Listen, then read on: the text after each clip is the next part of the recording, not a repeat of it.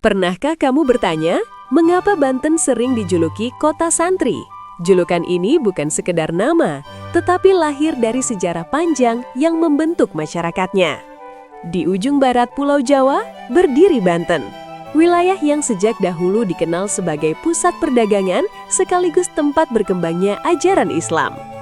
Pada abad ke-16, Kesultanan Banten muncul sebagai kerajaan kuat yang tidak hanya menguasai perdagangan, tetapi juga berperan besar menyebarkan ajaran Islam. Pelabuhan Banten saat itu ramai didatangi pedagang dari berbagai negeri, membawa barang dagangan sekaligus mempertemukan budaya dan pengetahuan baru. Di tengah aktivitas perdagangan itu, para ulama mulai mengajarkan agama kepada masyarakat, perlahan membangun kehidupan sosial yang sangat dekat dengan nilai keagamaan. Pesantren-pesantren mulai berdiri di berbagai daerah Banten, menjadi tempat para santri belajar agama, membaca kitab, serta memahami nilai kehidupan. Seiring waktu, tradisi belajar di pesantren semakin kuat dan melahirkan banyak santri yang kelak menjadi ulama dan guru agama. Salah satu tokoh penting dalam sejarah Banten adalah Sultan Maulana Hasanuddin, pemimpin yang dikenal berperan besar menyebarkan ajaran Islam. Di masa pemerintahannya, Banten berkembang sebagai pusat perdagangan sekaligus pusat pendidikan Islam yang berpengaruh di wilayah Nusantara.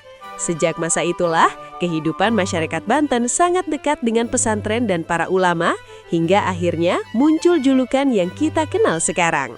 Seiring waktu, banyak ulama besar lahir dari tanah Banten, menyebarkan ilmu agama dan membimbing masyarakat, hingga pengaruhnya dikenal di berbagai daerah Nusantara. Salah satu ulama terkenal dari Banten adalah Syekh Nawawi Al-Bantani, tokoh besar yang karya-karyanya dipelajari di banyak pesantren hingga mancanegara. Kehadiran ulama seperti beliau membuat Banten semakin dikenal sebagai tempat belajar agama yang penting bagi para penuntut ilmu. Para santri datang dari berbagai daerah, tinggal di pesantren, belajar kitab, serta menjalani kehidupan sederhana penuh kedisiplinan dan kebersamaan. Suasana religius perlahan menjadi bagian dari kehidupan sehari-hari masyarakat Banten, dari desa kecil hingga kawasan kota. Di banyak kampung, pengajian rutin dan kegiatan keagamaan menjadi tradisi yang terus dijaga oleh masyarakat hingga sekarang. Orang tua di Banten juga memiliki kebiasaan mengirimkan anak-anak mereka ke pesantren agar mendapatkan pendidikan agama sejak usia muda. Kebiasaan ini membuat jumlah santri di Banten semakin banyak, menjadikan daerah ini identik dengan kehidupan pesantren.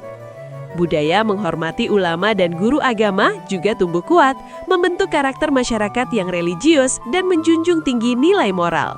Dari sinilah julukan kota santri semakin dikenal, karena kehidupan masyarakat Banten memang sangat dekat dengan dunia pesantren. Seiring berjalannya waktu, pesantren di Banten terus berkembang dan menjadi pusat pendidikan agama yang melahirkan banyak ulama serta tokoh masyarakat berpengaruh.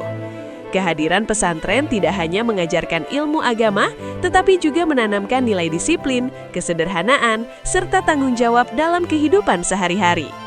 Para santri hidup sederhana di lingkungan pesantren, belajar bersama, saling membantu, dan membangun kebersamaan yang kuat. Kehidupan seperti ini membentuk karakter santri yang mandiri, berilmu, serta memiliki rasa tanggung jawab terhadap masyarakat.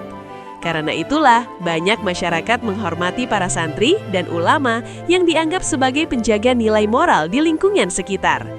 Tradisi menghormati ulama ini menjadi bagian penting dari budaya masyarakat Banten yang diwariskan dari generasi ke generasi. Hingga kini, banyak kegiatan masyarakat masih dipimpin oleh tokoh agama yang menjadi panutan dalam kehidupan sosial. Peran pesantren pun tidak hanya terbatas pada pendidikan, tetapi juga menjadi pusat kegiatan sosial dan budaya masyarakat. Hal inilah yang membuat kehidupan masyarakat Banten sangat erat dengan nilai keagamaan dan tradisi pesantren. Karena itulah, julukan kota santri tidak muncul begitu saja, tetapi lahir dari sejarah panjang yang masih terasa hingga sekarang. Hingga sekarang, pesantren masih berdiri di berbagai wilayah Banten, menjadi tempat generasi muda belajar agama, sekaligus menjaga tradisi keilmuan yang diwariskan sejak lama. Banyak santri dari berbagai daerah datang ke Banten untuk menuntut ilmu, meneruskan tradisi belajar yang telah berlangsung sejak ratusan tahun lalu. Suasana religius masih terasa kuat di banyak kampung, dengan kegiatan pengajian dan aktivitas santri yang menjadi bagian kehidupan sehari-hari masyarakat. Pemandangan santri berjalan menuju pesantren sambil membawa kitab menjadi hal biasa yang dapat ditemukan di berbagai sudut wilayah Banten. Tradisi ini membuat Banten memiliki identitas yang sangat kuat sebagai daerah yang dekat dengan dunia pendidikan agama.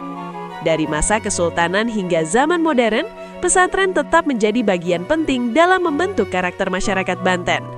Warisan inilah yang membuat julukan Kota Santri terus dikenal dan tetap melekat dalam identitas daerah.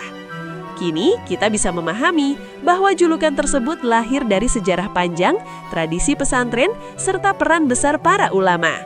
Banten bukan hanya wilayah bersejarah, tetapi juga tempat berkembangnya tradisi keilmuan yang terus dijaga hingga sekarang.